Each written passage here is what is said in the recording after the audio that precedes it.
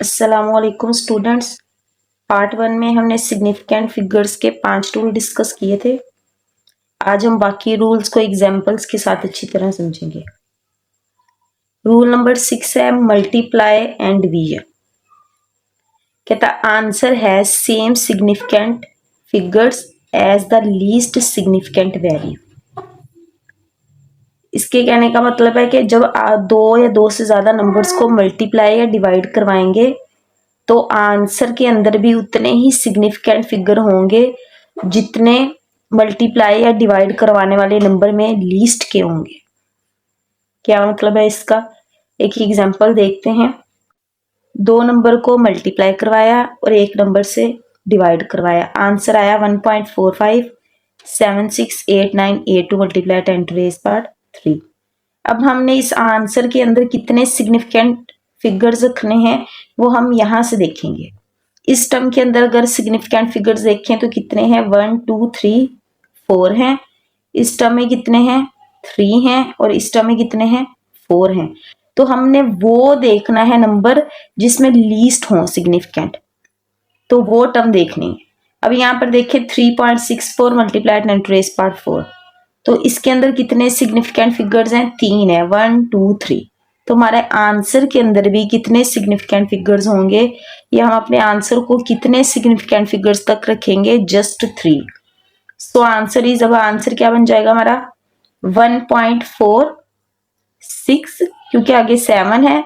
7 जो है वो 5 से बड़ा है, तो इससे पिछला डिजिट जो है वो क्या हो जाएगा? एक नंबर इंक्रीज हो जाएगा। ये राउंड ऑफ का रूल है, ठीक है। Multiply 10 to raise power 3। Next rule है एडिशन और सब्ट्रैक्शन। कहता answer has limited by least decimal place.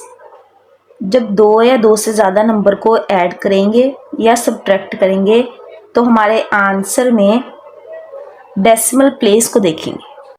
Means के हम उस नंबर को फॉलो करेंगे जिसमें डेसिमल के बाद कम से कम डिजिट हो। 3 नंबर्स को ऐड करवा रहे हैं तो यहाँ पर देखें डेसिमल के बाद कितने डिजिट हैं? 1 2 3 4। जबकि दूसरे में कितने हैं? 1 और 2। थर्ड में कितने हैं? 1 2 3। आंसर आया है 8.1273। तो हमने क्या देखना है? हमने वो नंबर देखना है जिसमें डेसिमल के बाद लीस्ट हो डिजिट। तो यहाँ पर डेसिमल के बाद कितने हैं? 2 डिजिट है। हम इस नंबर को फॉलो करते हुए अपने आंसर को क्या करेंगे? राउंड ऑफ करेंगे। तो हमारा आंसर आ जाएगा 8.12, या फिर 7 है, 5 से बड़ा है, तो हमारा आंसर आ जाएगा 8.13। इस रूल को रिपीट कर देती हूँ कि एडिशन और सब्ट्रैक्शन में हमने क्या है? लीस्ट डेसिमल प्लेस को फॉलो करना है।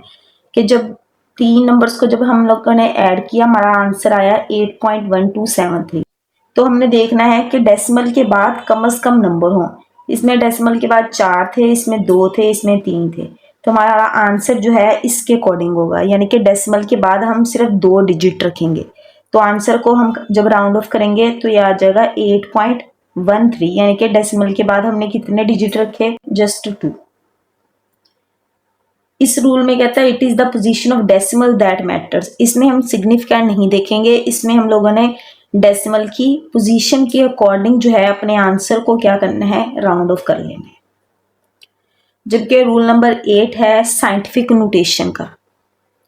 कहता है digits other than power of 10 are significant. जब कोई भी नंबर जो है वो स्टैंडर्ड फॉर्म में लिखा होता है या फिर साइंटिफिक नोटेशन में लिखा होता है, तो 10 की पावर के अलावा जितने भी डिजिट होते हैं वो हमारे क्या कहलाते हैं? Scientific figures. एग्जाम्पल है 8.70 multiply 10 to raise power 4 kg। ठीक है, 10 की पावर 4 के अलावा जितने डिजिट होंगे वो क्या होंगे? सिग्निफिकेंट होंगे। तो यहाँ पर सिग्निफिकेंट डिजिट है 1 2 3। तो इस एग्जाम्पल में कितने सिग्निफिकेंट डिजिट हुए? 3। साइंटिफिक नोटेशन में हमने 10 की पावर के अलावा जितने डिजिट होंगे वो हमारे क्या होते हैं? सिग्निफिकेंट डिजिट्स होते हैं। एग्जाम्पल हमने ली तो 10 की पावर के अलावा जितने भी ये डिजिट हैं 3, ये वो हमारे क्या कहलाते हैं?